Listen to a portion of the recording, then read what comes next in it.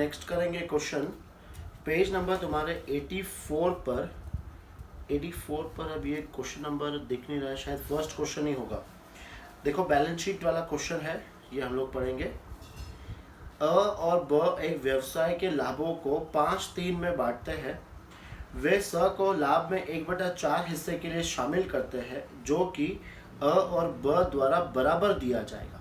ठीक है, मतलब दोनों अपना हिस्सा कैसे ले रहे हैं, वो आधा आधा ले रहा है। तो यहाँ पे त्याग का अनुपात क्या हो जाएगा, बराबर बराबर। स के प्रवेश के समय फर्म का चिट्ठा निम्न प्रकार था। देखो हमें एक बैलेंस शीट दी गई है, सबसे पहले रीड करते हैं बैलेंस शीट में क्या क्या दिया है। गुडविल, जैसे ही बैलेंस शीट में गुडविल दिखेगा हम लोग क्या करेंगे, पार्टनर्स में बांट देंगे। फिर machine, furniture, stock, debtors, bank, ये सब हम लोग कहाँ लिख देंगे, बैलेंस शीट के एसेट साइड में। फिर जो कैपिटल है वो कैपिटल यहाँ लिख देंगे। फिर है जनरल रिजर्व, पार्टनर्स में बांट देंगे। फिर है क्रेडिटर्स और एम्प्लॉइज प्रोविडेंट फंड, मैंने बताया था एम्प्लॉइज प्रोविडेंट फंड एक लाइबिलिटी होती है, तो क्रेडिटर्स और एम्प्लॉइज प्रोविडेंट फंड कहाँ लिख देंगे, बैलेंस शीट के लाइबिलिटी साइड में। तो ये हो गया अपना स्टेप नंबर 1। अब एक एक एडजस्टमेंट देखते हैं। सी के प्रवेश की शर्तें निम्न थी। स अपने हिस्से की पूंजी तथा ख्याति के लिए 30,000 लाएगा। याद करो हमने ऐसे क्वेश्चंस किए थे, यहाँ पे पूंजी और ख्याति दोनों मिलाकर वो 30,000 ला रहा है। सबसे पहले हमें क्या करना पड़ेगा, दोनों का अलग अलग अमाउंट निकालना पड़ेगा। एवं पुराने साझेदारों द्वारा आधी ख्याति फर्म से निकाल ली जाएगी। जितना भी वो ख्याति लाएगा उसमें से आधा हिस्सा पुराने साझेदार क्या कर रहे हैं, निकाल रहे हैं।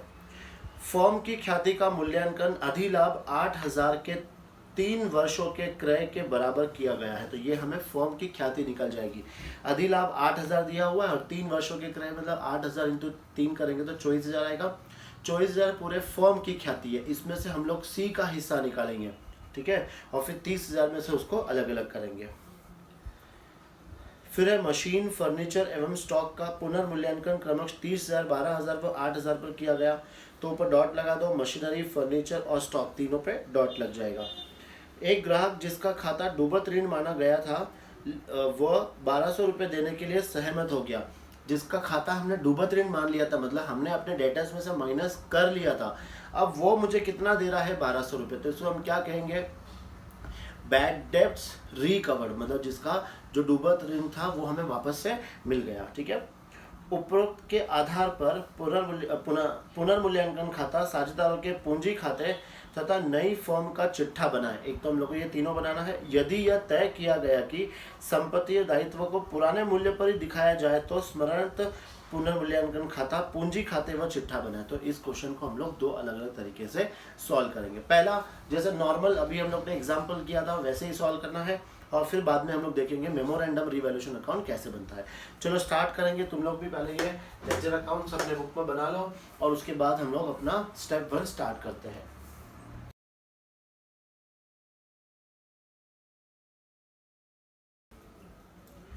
स्टार्ट करते हैं हम लोग। देखो फर्स्ट पहले क्या दिया है, गुडविल। तो गुडविल हम लोग क्या करेंगे, पार्टनर्स में डिस्ट्रीब्यूट कर देंगे। तो 2 गुडविल। अब अमाउंट कितना दिया हुआ है, 10,000। 10,000 को हमें कौन से रेशियो में डिवाइड करना है, 5:3।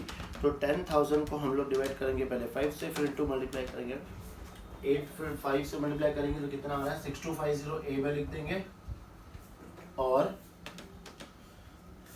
3750 लिख देंगे हम लोग कहाँ पे, बी में। ना तुम लोग को कैलकुलेटर बिल्कुल भी यूज नहीं करना है, तुम लोग अच्छे बच्चे हो तो तुम्हें सिर्फ मैन्युअली ये चीज करनी है। कैलकुलेटर मिलेगा तुम्हें कब, जब कॉलेज में चले जाओगे फर्स्ट ईयर में। ठीक है, चलो फिर देखते हैं मशीन, फर्नीचर, स्टॉक, डेटर्स और बैंक। इस पे जिसका जिसका एडजस्टमेंट था वो हम लोग लिखेंगे इनर कॉलम में। तो पहला है मशीनरी, इस पे डॉट था, इनर कॉलम में लिख देंगे 35,000, एक लाइन छोड़ देंगे। फिर है फर्नीचर, इस पर भी डॉट है, इनर कॉलम में लिखेंगे 15,000, एक लाइन छोड़ देंगे। फिर है स्टॉक, स्टॉक को भी इनर कॉलम में लिखेंगे 10,000, फिर एक लाइन छोड़ देंगे। फिर है डेटर्स, तो डेटर्स हम लोग लिख देंगे आउटर कॉलम में 10,000, और फिर हम लोग लिख देंगे बैंक। बैंक को हम लोग कहाँ लिखेंगे, ब्रैकेट में 40,000। ठीक है, ये लिखने के बाद अपना एसेट साइड कंप्लीट। अब लायबिलिटी साइड, सबसे पहले क्या दिया हुआ है, कैपिटल। तो कैपिटल को हम लोग यहाँ पे लिख देंगे by balance brought down. 50,000 and 30,000, तो यहाँ आ जाएगा 50,000 और यहाँ आ जाएगा 30,000। इसके बाद जनरल रिजर्व, ये हम क्या करेंगे, पार्टनर्स में डिस्ट्रीब्यूट कर देंगे। तो यहाँ लिखेंगे बाय जनरल रिजर्व। 16,000 को 5:3 में बांटेंगे तो 10,000, 6,000, ये आ गया। फिर है क्रेडिटर्स और एम्प्लॉइज प्रोविडेंट फंड। अब ना मैंने बताया, देखो अगर पहले कैपिटल दिया है तो बैलेंस शीट में भी हमेशा पहले क्या आएगा, कैपिटल अकाउंट आएगा। कैपिटल अकाउंट का बैलेंस हम लोग बाद में लिखेंगे, जब आएगा तब लिखेंगे, फिलहाल लाइन छोड़ देंगे। फिर क्या है, क्रेडिटर्स अमाउंट है 14,000 और फिर है एम्प्लॉइज प्रोविडेंट फंड और ये अमाउंट है 10,000। करेक्ट। तो ये यहाँ पर अपना स्टेप नंबर 1 कंप्लीट हो गया है। एटलीस्ट तुम लोग एक एक आगे बढ़ते जाओ। स्टेप नंबर 1 को पहले अच्छे से सीख लो कि कैसे हम लोग पोस्टिंग करते हैं। अब हम लोग देखेंगे एक एक एडजस्टमेंट। सबसे पहले हमें क्वेश्चन में क्या दिया हुआ था, ऊपर हम लोग ने पढ़ा था कि सी को हम 1/4 शेयर दे रहे हैं और वो अपना शेयर ए और बी से कैसे ले रहा है, बराबर बराबर ले रहा है। स के प्रवेश की शर्तें निम्न थी। स अपने हिस्से की पूंजी तथा ख्याति के लिए 30,000 लाएगा। तो स देखो वर्किंग नोट नंबर 1, ख्याति और पूंजी के लिए ये कितना ला रहा है, 30,000। तो हमें इसमें से अलग अलग करना है, इसमें से ख्याति कितनी है और पूंजी कितनी है। अब उसके लिए हमें क्या हिंट दिया हुआ है, तो आगे बढ़ते हैं क्वेश्चन को। फर्म की ख्याति का मूल्यांकन अधिलाभ 8,000 के 3 वर्षों के क्रय के बराबर किया गया है। तो पहले हम यहाँ पर वर्किंग नोट नंबर 2 हम क्या निकाल लेंगे, ख्याति। कैसे, अधिलाभ, अधिलाभ कितना दिया हुआ है, 8,000 और 3 वर्षों के क्रय के आधार पर, तो ये आ गया 24,000। अब इसमें से सी का हिस्सा हम निकाल लेंगे। सी का हिस्सा है 1/4, तो कितना आ जाएगा, 6,000। मतलब 30,000 में से ख्याति है 6,000, तो 24,000 क्या है, पूंजी। ठीक है, ये आ गया समझ में। और इसमें से आधा हिस्सा वो लोग क्या कर रहे हैं, साझेदार निकाल रहे हैं। चलो अब अलग अलग करेंगे। पहले पूंजी की एंट्री करेंगे। कैपिटल 24,000 एक तो हम लोग बैंक में प्लस कर देंगे और यहाँ पे उसके क्रेडिट साइड में हम लोग क्या लिखेंगे, बाय बैंक अकाउंट। सी के खाते में लिख देंगे हम लोग 24,000। फिर 6,000 ख्याति के रूप में ला रहा है, तो 6,000 बैंक में जोड़ देंगे और यहाँ पर हम लोग सबसे पहले क्या करेंगे, इनमें बांट देंगे। ना बांटेंगे कैसे, इनका जो त्याग का अनुपात है वो क्या है, बराबर बराबर है। तो ये इसको हम लोग बांट देंगे यहाँ पे 3,000 और 3,000, ये लिख दिया हम लोग ने। फिर आधा पैसा वो लोग क्या कर रहे हैं, फॉर्म से निकाल रहे हैं। तो 6,000 का आधा 3,000, फॉर्म से गया पैसा 3,000 और वो हम लोग कहाँ लिख देंगे, इसके डेबिट साइड में लिख देंगे टू कैश अकाउंट। आधा आधा कितना आएगा, 1,500 और 1,500। ठीक है, तो ये हो गया अपना एडजस्टमेंट नंबर 1, 2। अब तीसरा देखो, मशीन फर्नीचर स्टॉक का पुनर्मूल्यांकन क्रमश 30, 12 और 8 पर किया गया। देखते हैं, मशीन 30,000, पहले कितना था, मशीन 35,000 और अब मशीन की वैल्यू कितनी हो गई है, 30,000। तो यहाँ पे इसका 5,000 क्या हो गया, लॉस। तो यहाँ पे हम लोग क्या लिखेंगे, रीवैल्यूड। फर्नीचर, फर्नीचर का मूल्यांकन कितना किया गया है, 12,000। तो इसकी वैल्यू 15 थी, अब कितनी हो गई है, 12,000। तो यहाँ पर भी क्या हुआ है, 3,000 का लॉस हो गया है। तो यहाँ पे क्या लिखेंगे, माइनस रीवैल्यूड। फिर स्टॉक की वैल्यू कितनी कही गई है, 8,000। तो यहाँ पर भी हमें 2,000 का क्या हो रहा है, लॉस। तो माइनस कर देंगे और यहाँ पे हम लोग वापस से वही क्या लिखेंगे, रीवैल्यूड। ना तीनों भी लॉस है। एसेट का वैल्यू अगर कम होगा तो अपने लिए क्या है, लॉस। तो लॉस हम लोग कहाँ लिखेंगे, रीवैल्यूएशन के डेबिट साइड में। ना यहाँ पे क्या आएगा, टू मशीनरी अकाउंट, इसमें आ जाएगा 5,000।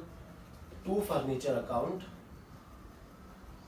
इसमें आएगा 3,000 और टू स्टॉक अकाउंट, इसमें आ जाएगा 2,000। ये लिख लिया हम लोग ने।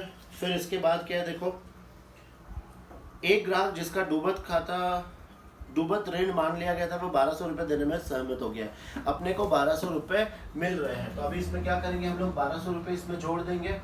बैंक में वो दे रहा है हमें 1,200 रुपया और यहाँ पर हम लोग फायदा हो गया अपने लिए। तो ये क्या लिखेंगे, बैड डेब्ट्स रिकवर्ड। कितना आ रहा है अपने लिए, 1,200 रुपये।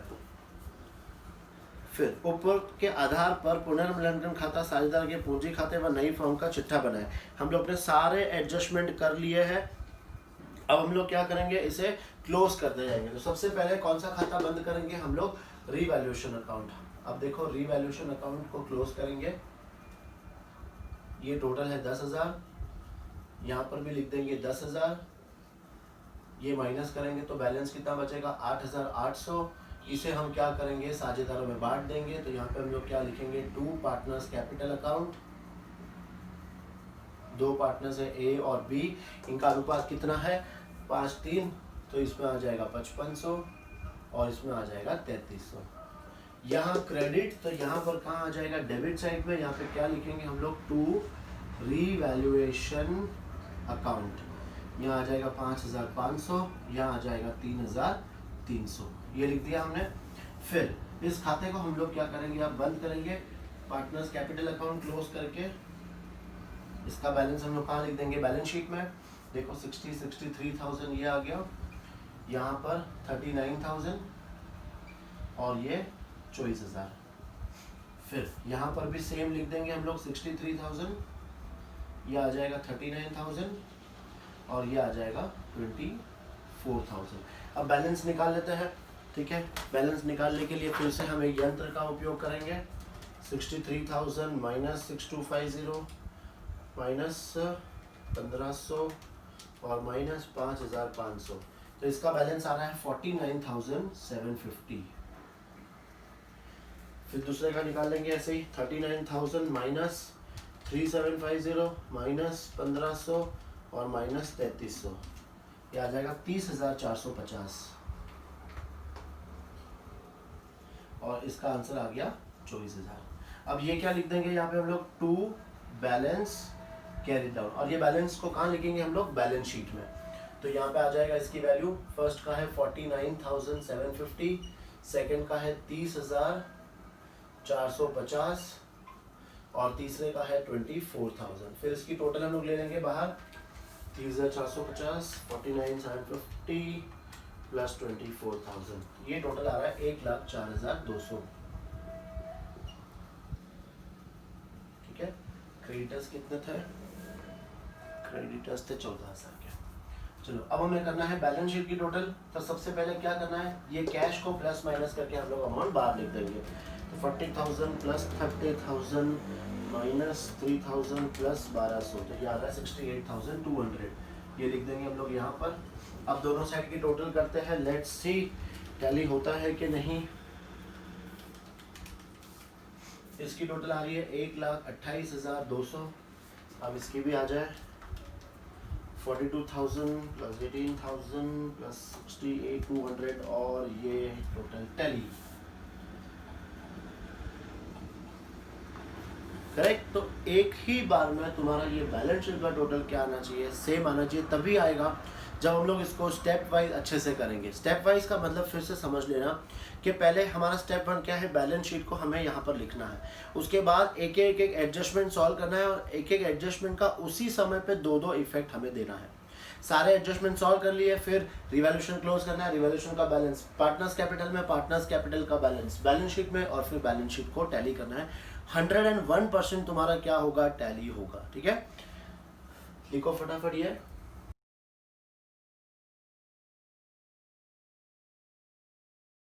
अब इसी क्वेश्चन को हम लोग करेंगे मेमोरेंडम रीवैल्यूएशन अकाउंट, ये अब हम लोग प्रिपेयर करेंगे। ठीक है, क्वेश्चन सेम रहेगा। एडजस्टमेंट्स, अब देखो हमने कैसे कैसे एडजस्टमेंट्स को हमें सॉल्व करना है। जब भी हम लोग मेमोरेंडम रीवैल्यूएशन अकाउंट करेंगे तो सबसे पहले मुझे क्या निकालना पड़ेगा, नया अनुपात निकालना पड़ेगा। ठीक है, अब नया अनुपात क्यों निकालना पड़ेगा, क्योंकि मेमोरेंडम का जो सेकेंड पार्ट आता है उसका जो भी प्रॉफिट लॉस आएगा हम वो तीनों पार्टनर्स में क्या करेंगे, डिस्ट्रीब्यूट करेंगे। तो पहले हम लोग क्या कर लेते हैं, नया अनुपात निकाल लेते हैं। देखो वर्किंग नोट नंबर 1, नया अनुपात कैसे, ए सबसे पहले सी का हिस्सा कितना, 1/4। सी अपना हिस्सा दोनों से कैसा ले रहा है, आधा आधा ले रहा है। ठीक है, तो सी का जो हिस्सा है, देखो सी का जो हिस्सा है 1/4, इसे हम क्या कर देते हैं, आधा आधा कर देते हैं। तो आधा इसका भाग कितना आएगा, 1/4 का आधा कर दो तो कितना आएगा 1/8। अब ए का हिस्सा कितना बच जाएगा, ए अपने हिस्से में से आधा 1/8 किसको दे देगा, सी को। तो पहले इसका कितना था 5/8, इसमें से उसने 1/8 किसको दे दिया, सी को। तो ये आ जाएगा इसका 4/8। बी का हिस्सा, बी का हिस्सा पहले कितना था 3/8, उसमें से भी उसने 1/8 दे दिया तो कितना बच गया 2/8। फिर सी का हिस्सा, सी का हिस्सा है 1/4। यहाँ से रेशो सेम करने के लिए हम 2 से मल्टीप्लाई करेंगे तो 2/8। देयरफॉर नया अनुपात इनका क्या आया 4:2:2। अब ये सब हम लोग 2 के टेबल में कट कर सकते हैं, तो इनका फाइनल आंसर क्या आएगा 2:1:1। ये हो गया इनका नया अनुपात। बाकी सब सेम है, हम लोग गुडविल का कैलकुलेशन किया था, हमने पूंजी का कैलकुलेशन किया था, वो सब तुम लोग फर्स्ट वाले जो इसका क्वेश्चन किया था उससे हम लोग ले लेंगे। चलो फिर अब क्वेश्चन स्टार्ट करते हैं हम लोग फिर से। देखो जो गुडविल दिया हुआ है, ये गुडविल को हम लोग क्या करेंगे, राइट ऑफ कर देंगे। गुडविल को तो हमें करना ही है, यहाँ हम लोग लिखेंगे टू गुडविल अकाउंट। नो कितना आया था आंसर इसका 6750, करेक्ट, शायद ये आया था 6750। एक बार चेक कर लेते हैं यार, 6250 आया था। 10,000 डिवाइड बाई 8 इंटू 5, ये आया था 6250। इसका आंसर है 6250 और इसका आंसर आया था 3750। ठीक है। अब अपने बैलेंस शीट में जितने भी एसेट्स दिए हैं वो हमें एज इट इज लिखने हैं, किसकी भी वैल्यू में हमें चेंज नहीं करना है। तो मशीन में 35,000 आ जाएगा। फिर है फर्नीचर, तो फर्नीचर में 15,000 आ जाएगा।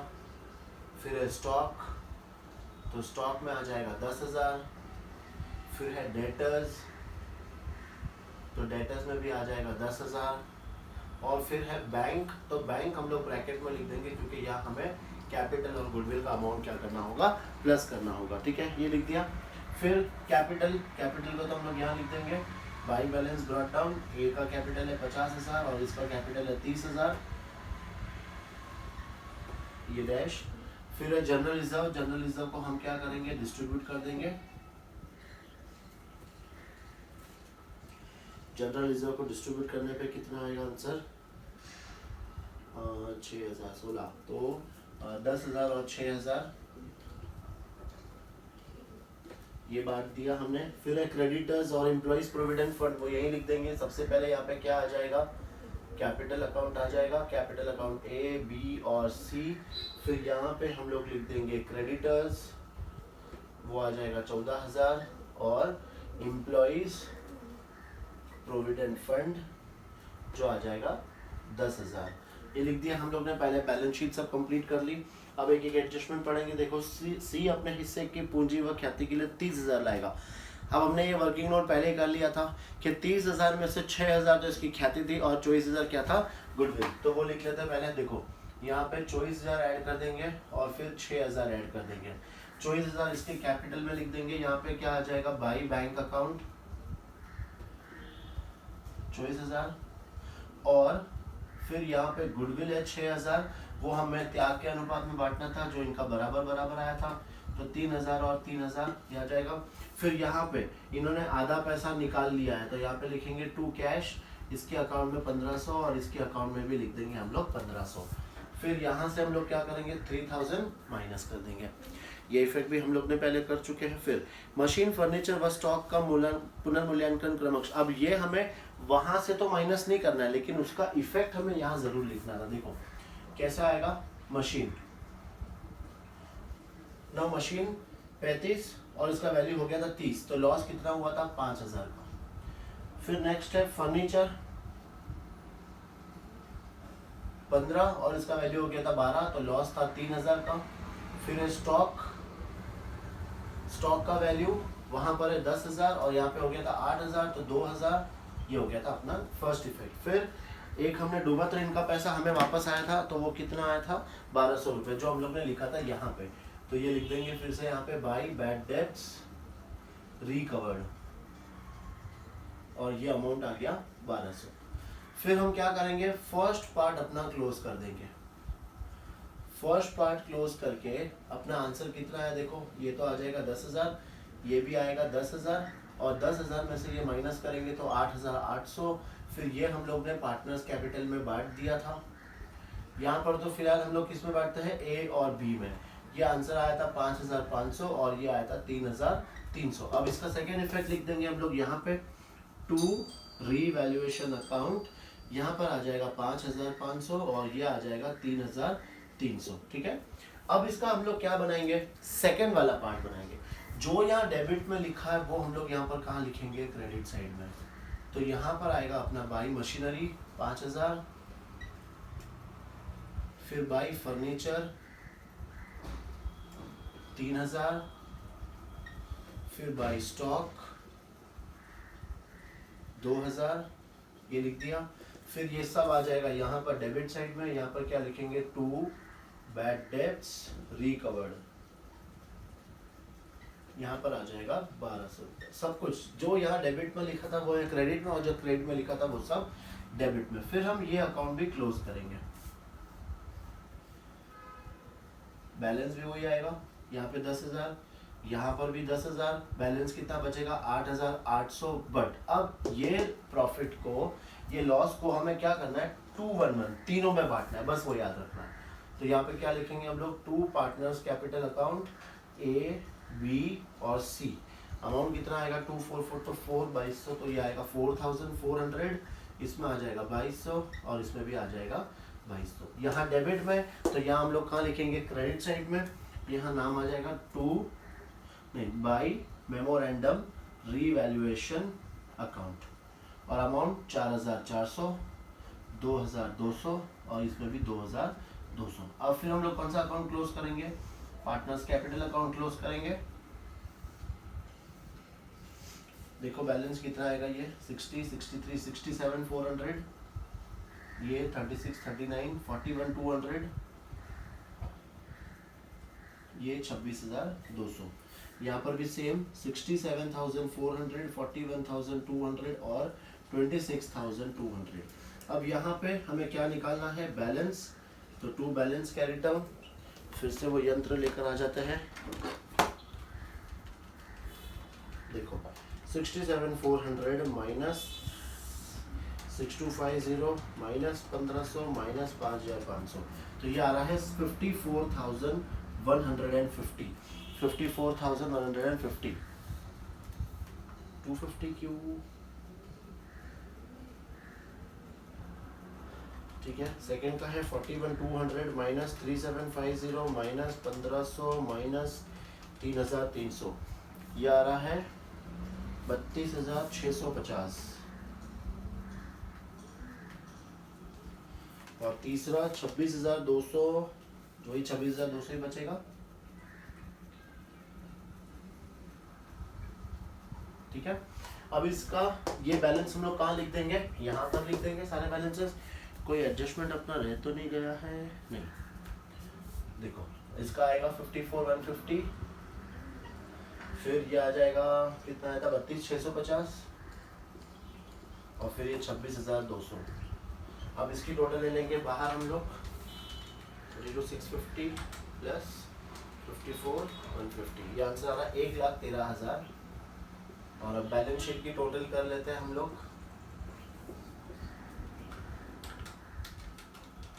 तो ये आ रहा है 1,37,000, 1,37,000। ये प्लस माइनस करके बाहर लिख देंगे, 40 प्लस 30 माइनस 3,000। हाँ, और यहाँ पे हमें 1,200 रुपये वो भी प्लस कर रहे थे जो अपने बैड डेब्ट्स के आए थे, तो 1,200 रुपये ये भी लिख देंगे। ये आ गया आंसर अपने को 68,200। फिर ये प्लस कर देंगे 70, 1,38,200। कुछ गड़बड़ है, बिल्कुल है गड़बड़, कुछ ना कुछ तो गड़बड़ हुई है।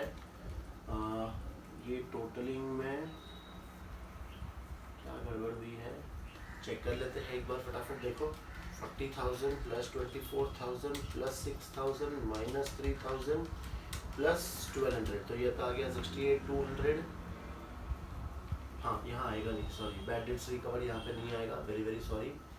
67,000 क्यों, बिकॉज उसका हमने इफेक्ट वहीं पर दे दिया है ना।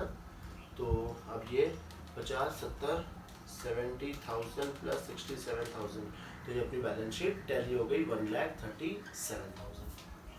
करेक्ट, टैली हो गया। यहाँ पे आंसर चेक कर लो ना, नोट डाउन कर लो।